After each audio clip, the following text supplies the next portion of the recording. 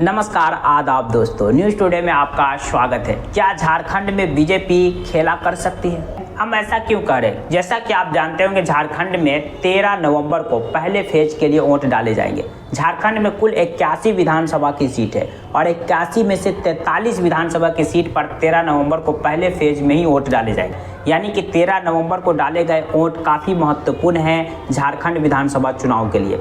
और इस 13 नवंबर को डाले जाने वाले 43 विधानसभा सीट को लेकर दैनिक भास्कर की एक रिपोर्ट आई है, एक सर्वे आई है और इस सर्वे के खुलासे सबको चौंका कर रख दिए, जिसके बाद ये सवाल खड़े हो रहे कि क्या झारखंड में भी बीजेपी खेला कर सकती है। चलिए हम आप लोगों के बीच दैनिक भास्कर के इस सर्वे को पूरे विस्तार से रखेंगे, पूरे जोन वाइज सीट वाइज रखेंगे और जानने की कोशिश करेंगे कि पहले फेज में जो 43 विधानसभा की सीट है, इस 43 में से कौन सी गठबंधन कितनी सीटें जीत रही है इस सर्वे के रिपोर्ट के मुताबिक, और बीजेपी यहाँ क्या खेला कर सकती है इसके बारे में विस्तार से जानने और समझने की कोशिश करेंगे। आप लोगों से रिक्वेस्ट है कि आप इस वीडियो को कंप्लीट देखें। अगर मेरे चैनल पर फर्स्ट टाइम आए तो प्लीज़ चैनल को सब्सक्राइब कर दीजिए, वीडियो को लाइक कर दीजिए। सबसे पहले हम आपको बता दें कि झारखंड विधानसभा चुनाव से पहले ही झारखंड में बीजेपी खेला कर चुकी है। जैसा कि आप जानते होंगे, झारखंड में जो जेएमएम पार्टी है, जिसके सेकेंड सीनियर मोस्ट लीडर, कहने का मतलब कि जो पार्टी में दूसरा स्थान रखने वाले चंपई सोरेन,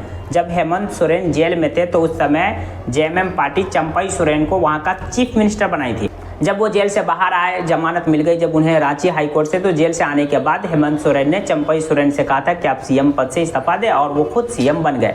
इस बात से बताया जा रहा है कि चंपई सोरेन थोड़ा नाराज थे।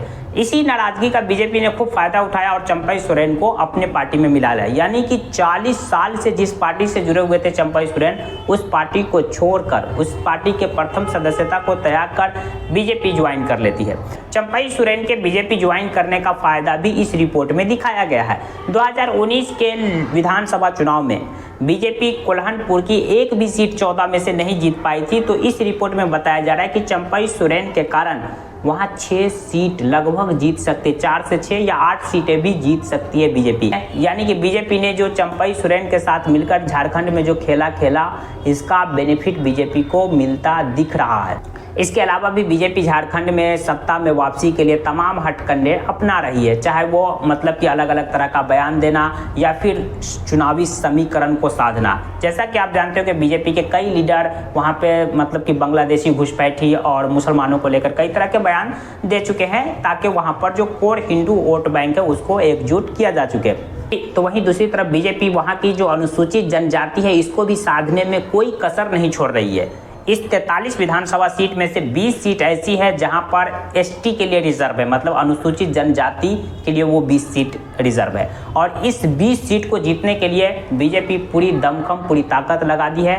इस 20 रिजर्व सीट में से 9 सीट कोल्हानपुर की है और 11 सीट छोटा नागपुर की है। तो इस 20 अनुसूचित जनजाति के सीट को साधने के लिए बीजेपी ने अपने बड़े बड़े मतलब कि लीडर को चुनाव में उतारा है, जिसमें सबसे बड़ा नाम चंपई सोरेन, ये अनुसूचित जनजाति से आते हैं और इसका फायदा भी बीजेपी को मिल रहा है। इसके अलावा पूर्व केंद्रीय मंत्री को भी बीजेपी ने यहाँ से मैदान में उतारा है। इन सब के अलावा जो वहाँ के सुदर्शन भगत SC/ST के जो राष्ट्रीय उपाध्यक्ष है बीजेपी के और पूर्व सांसद है, उन सभी को यहाँ से टिकट दिया है, इन सभी को यहाँ से मैदान में उतारा है, ताकि ये जो 20 SC की सीट है इसमें ज़्यादा से ज़्यादा पकड़ बनाया जा सके, ज़्यादा से ज़्यादा सीट जीत सके। और सर्वे की रिपोर्ट बता रही है कि बीजेपी ने जिस यहाँ पर चाणक्य नीति खेली है, या समझिए कि जिस तरह से चंपई सोरेन के साथ मिलकर जो खेल खेला है, इससे बीजेपी इस 20 में से मतलब कि 6-7 सीटें जीत सकती ST का।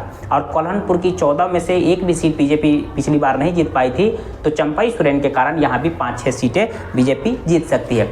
चलिए अब हम ये भी जान लेते हैं कि इस सर्वे की जो रिपोर्ट में पहले फेज के 43 में से किस गठबंधन को कितने सीट दे रहे हैं। तो पहले फेज में NDA ब्लॉक को बढ़त दिखा रही है दैनिक भास्कर की सर्वे की रिपोर्ट।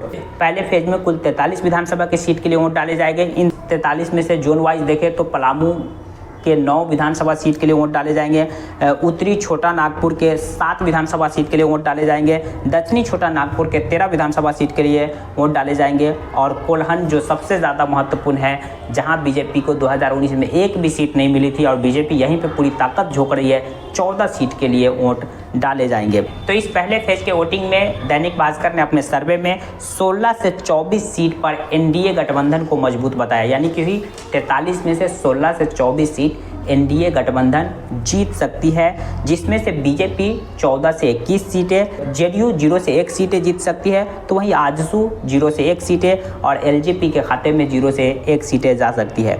वहीं इस पहले फेज के इलेक्शन में इंडिया ब्लॉक 14 से 19 सीटें जीत सकती है, यानी कि एनडीए से यहाँ पहले फेज में थोड़ा सा पिछड़ रही है। लेकिन ओवरऑल सर्वे आप देखें तो ओवरऑल सर्वे में इंडिया ब्लॉक की सरकार झारखंड में बनती दिख रही है। तो पहले फेज में इंडिया ब्लॉक बिछड़ रही है, जिसमें जेएमएम 14 से 19 सीट में से जो जेएमएम 11 से 15 सीटें जीत सकती है, कांग्रेस 0 से 4 सीटें जीत सकती है और आरजेडी यहाँ पर 0 से 1 सीटें जीत सकती है। बताया जा रहा है कि इंडिया ब्लॉक जो पहले फेज में पिछड़ रही है या झारखंड में थोड़ा पिछड़ रही है, तो इसकी जो कमज़ोर कड़ी कांग्रेस को बताई जा रही है कि कांग्रेस यहाँ पर मतलब कि उतनी ताकत से चुनाव नहीं लड़ रही है जितना लड़ना चाहिए, और ना उनका संगठनात्मक जो इकाई है वो उस लेवल पे काम कर रहा है। तो कांग्रेस को यहाँ पर इस रिपोर्ट में जिम्मेदार बताया गया है इंडिया ब्लॉक की सीटें कम होने के लिए। चलिए अब हम जोन वाइज देख लेते हैं कि किस जोन से इस बार कौन कितनी सीटें जीतने की संभावना है, यानी कौन कितनी सीट पर मजबूत बताए जा रहे हैं और 2019 में वहाँ पर किस गठबंधन ने कितनी सीटें जीता था। तो सबसे पहले हम दक्षिणी छोटा नागपुर के 13 सीट की बात कर ले तो दक्षिणी छोटा नागपुर 13 सीट में एनडीए यहाँ पर 5 से 7 सीट जीत सकती है इस 13 में से, जिसमें से बीजेपी के खाते में 4 से 6 जा सकती है और उनके गठबंधन जो सहयोगी दल है आजसू उसके खाते में 0 से 1 सीटें जा सकती है। वहीं इंडिया ब्लॉक इस 13 सीट में से 4 से 6 सीट जीत सकती है, जिसमें से जेएमएम 3 से 4 और कांग्रेस के खाते में 0 से 2 सीटें जा सकती है। 2019 के रिजल्ट की बात करें तो 2019 में यहाँ पर एनडीए 5 सीट जीतने में सफल रहे थे, इंडिया ब्लॉक यहाँ पर 8 सीट जीतने में सफल रहे थे और अदर के खाते में 1 भी सीटें नहीं गई थी। तो दूसरा जो महत्वपूर्ण जोन है वो पलामू की 9 सीट पर वोट डाले जाएंगे 13 नवंबर को और इस 9 में से एनडीए ब्लॉक 4 से 6 सीट जीत सकती है, जिसमें से बीजेपी के खाते में 4 से 6 जा सकती है और चिराग पासवान की जो पार्टी है एलजेपीआर उसके खाते में 0 से 1 सीटें जा सकती है। वहीं इंडिया ब्लॉक की बात करें तो इस 9 में से इंडिया ब्लॉक के खाते में 2 से 3 सीटें जा सकती है, जिसमें से जेएमएम के खाते में 1 से 2 सीटें और कांग्रेस के खाते में 0 से 1 और आरजेडी के खाते में 0 से 1 सीटें जा सकती है। 2019 के रिजल्ट से कंपेयर करें तो 2019 में इस पलामू के 9 सीट में से 5 सीट एनडीए मतलब कि बीजेपी गठबंधन ने जीत दर्ज की थी, वहीं इंडिया गठबंधन को 3 सीटें पर जीत मिली थी और निर्दलीय के खाते में 1 सीटें गई थी। अगली जोन की बात करें तो उत्तरी छोटा नागपुर की 7 सीट पर पहले फेज के लिए वोट डाले जाएंगे। इस 7 में से एनडीए ब्लॉक मतलब बीजेपी जिसको लीड कर रही है वो 3 से 4 सीटें जीत सकती है, जिसमें से बीजेपी 2 से 3 सीट और एलजेपीआर जो चिराग पासवान की पार्टी है वो 1 सीटें यहाँ जीत सकती है। वहीं इंडिया ब्लॉक इस 7 में से 2 से 3 सीटें जीत सकती है, जिसमें से जेएमएम के खाते में 1 से 2 सीटें जा सकती है और कांग्रेस के खाते में 0 से 1 सीटें जा सकती है। 2019 की रिजल्ट की बात करें तो इस पलामू के 9 सीट में से बीजेपी यहाँ पर 3 सीट जीतने में सफल रहे थे, इंडिया ब्लॉक उस समय 3 सीट जीतने में सफल रहे थे और निर्दलीय के खाते में भी 1 सीटें गई थी। अगली जोन की बात करें तो वो काफ़ी महत्वपूर्ण है कोल्हान के 14 सीट पर वोट डाले जाएंगे और इस 14 में से 2019 में बीजेपी 1 सीटें भी नहीं जीत पाई थी और इस बार बीजेपी इन्हीं 14 सीट पर अपनी पूरी ताकत झोंक दी है। यहाँ पर बताया जा रहा है कि चंपई सोरेन के बीजेपी जाने का फ़ायदा बीजेपी को मिल रहा है। तो कोल्हान की बात करें तो यहाँ पर 14 में से 5 से 7 सीटें एनडीए के खाते में जा सकती है, ये भी चंपई सोरेन के कारण। बीजेपी यहाँ पे 4 से 6 सीटें जीत सकती है और जेडीयू के खाते में 0 से 1 सीटें जा सकती है। वहीं इंडिया ब्लॉक की बात करें तो इंडिया ब्लॉक यहाँ पर 6 से 7 सीट जीत सकते हैं, जिसमें से जेएमएम ही यहाँ पर सबसे मुख्य मुकाबला यहाँ पर जेएमएम है, कांग्रेस यहाँ पर नहीं है, तो जेएमएम 6 से 7 सीटें जीत सकती है। एनडीए को 2019 में 1 भी सीटें नहीं मिली थी, 14 में से 13 सीट यहाँ पर इंडिया ब्लॉक जीतने में सफल रहे थे, जेएमएम का अच्छा परफॉर्मेंस रहा था, 1 सीट पर निर्दलीय उम्मीदवार यहाँ पर जीतने में सफल रहे थे। ओवरऑल पहले जो फेज में बीजेपी या एनडीए गठबंधन को थोड़ा सा लीड देता हुआ ये सर्वे दिखा रहा है, वहीं इंडिया ब्लॉक को थोड़ा सा पिछड़ता हुआ दिखा रहा है। बाकी झारखंड विधानसभा चुनाव को लेकर जो ये पहले फेज के दैनिक भास्कर के सर्वे आए हैं, इस सर्वे को लेकर आपकी क्या प्रतिक्रिया है कमेंट बॉक्स खुला, कमेंट कर सकते हैं। जानकारी पसंद आई तो प्लीज़ वीडियो को लाइक कर दीजिए, चैनल को सब्सक्राइब कर दीजिए। Thank you for watching.